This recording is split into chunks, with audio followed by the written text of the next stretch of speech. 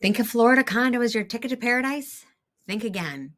It's a harsh reality, folks, that could see your dreams and your investment come crashing down. Hi, guys. It's Carol again from the Proven Property team in Shelby Township, Michigan, and I've got some insider information that could be the difference between a wise purchase on your part or a financial nightmare. Grab a notepad and brace yourself. We're about to reveal the truth about the Florida condo market that could save you from a world of regret and the top 6 mistakes that you should never make when purchasing a condo. So, welcome back to our channel. So, before we launch into today's must know info, make sure to subscribe for the latest real estate advice if you're enjoying what I have to say. So, I'm here to guide you through the maze of buying property. And with over 2 decades in the business, I've got the insights you need. So today we're going to talk about the crucial mistakes to avoid when buying a condo, especially in Florida, using the Florida example. So if you're ready to become a savvy buyer, hit the like button and let's get started right now. So, do you remember watching and hearing about the condo collapse in Florida? It was called, they refer to it as the Surfside tragedy. It refers to the catastrophic partial collapse of the Champlain Towers, which was a 12-story beachfront condominium in the town of Surfside near Miami, Florida. So this tragic event occurred in the early hours of June 24th, 2021. So the collapse resulted in the death of 98 people, making it one of the deadliest structural engineering failures in United States history and such a tragedy. The reasons behind the collapse, well, there are complex and multifactorial. So a 2018 engineering report, found out later, had identified major structural damages to the concrete slab below the pool deck and abundant cracking and spalling of concrete columns, beams, and walls in the garage under the building. So if you don't know, spalling refers to the deterioration of concrete, sometimes causing flaking and chunks of material to fall off.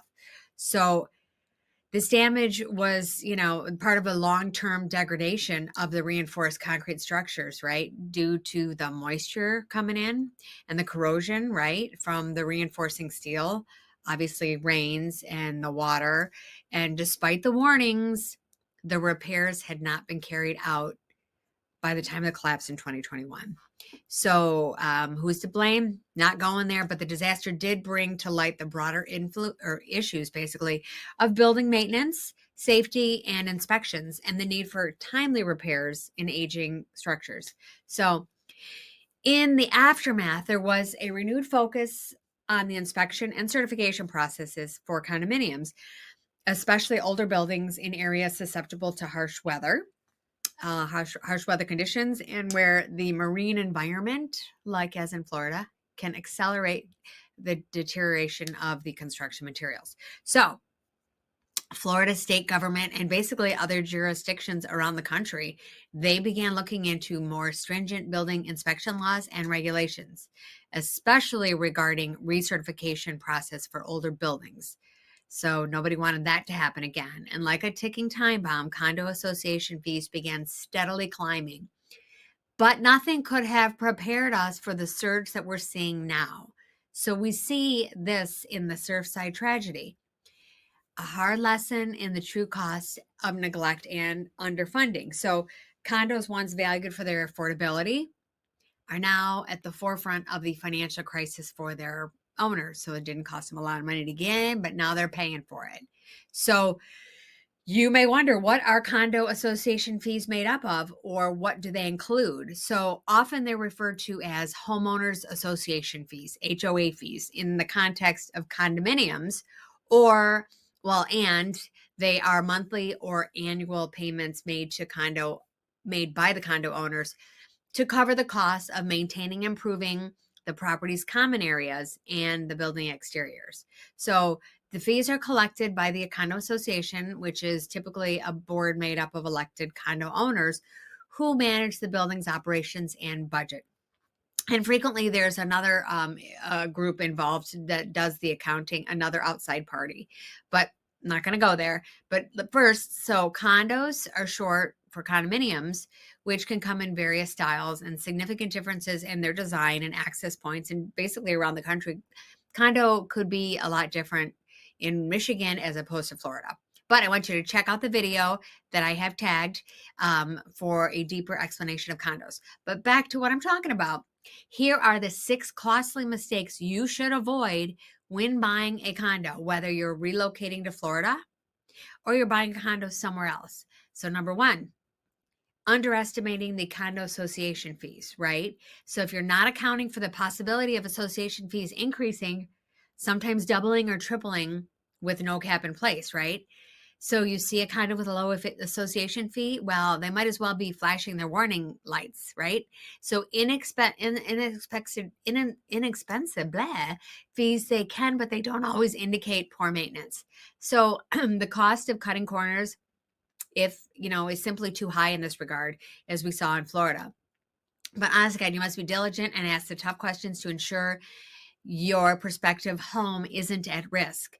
So what you want to do is you're going to ask for a copy of the recent association's financial report from the seller if you're thinking of buying it, a resale one. They may say they don't have it, but they can get it.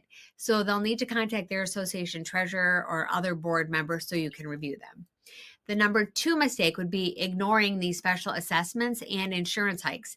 So being unaware of potential special assessments that can be levied for repairs or maintenance, like in Florida, there was a shocking $200,000 per owner.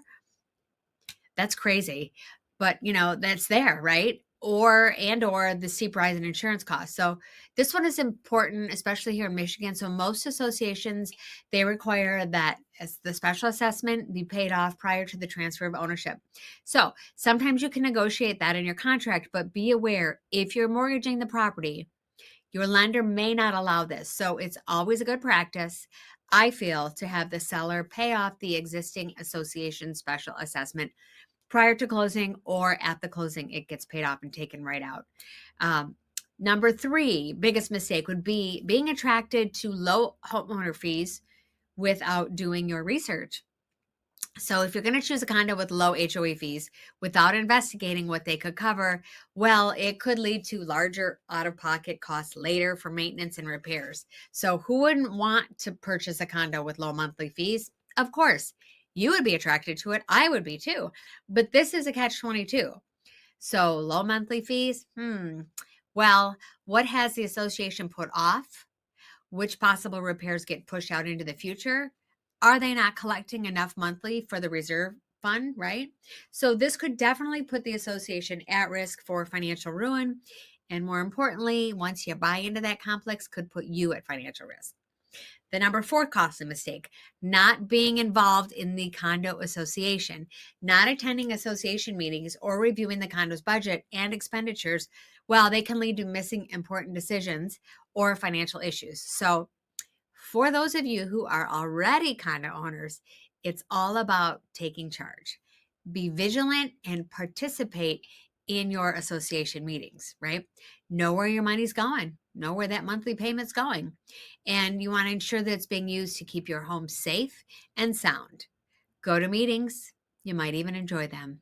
Side note, you do have to still have your own insurance on your property, but that's a whole nother video. So the number 5th mistake would be disregarding the building's age and condition. And I talked about this a little bit earlier, but not considering the age and the physical condition of the building, which can lead to unexpected maintenance issues and costs. So this is another important one, since it would stand to reason that the older buildings would be cheaper than newer structures. But that doesn't often mean that just because it's older, it hasn't been maintained, because there's always different scenarios. But just be aware, people. Be aware. Just be cognizant and be aware. Finally, the biggest mistake condo buyers make, well, that would be not doing their due diligence before purchasing. So not conducting a thorough due diligence period, such as reviewing the condo's deed, covenants, this would be their master deed and bylaws, the reserve funds, the meeting minutes, which could actually reveal upcoming assessments if you go through them, legal issues, or other significant financial burdens. So let's not forget the physical professional home inspection that you should always be doing to avoid unforeseen possible issues, places that you would never look unless you had an inspector come through. But remember, the age of the complex isn't the only red flag. So the Surfside catastrophe was partly due to the ignored warning signs, right? They saw the signs coming. But who's responsible for ensuring the safety and financial stability of the complexes? Well, it's a collective effort, right? From the association to the individual owners. And basically, it all starts with being informed, be a part of the game, be involved. So this is the real estate reality, guys, unfiltered and unveiled for your benefit. I do make these videos with your best interest at heart. So let's keep the conversation going in the comments below. Have you experienced sudden fee hikes in your homeowners association fees? Are you concerned about the safety of your building? Share your story. And remember, the Proven Property Team is your ally in navigating this complex market. So if you subscribed, I look forward to guiding you further in our next video. Until then, stay safe, stay informed, and take care.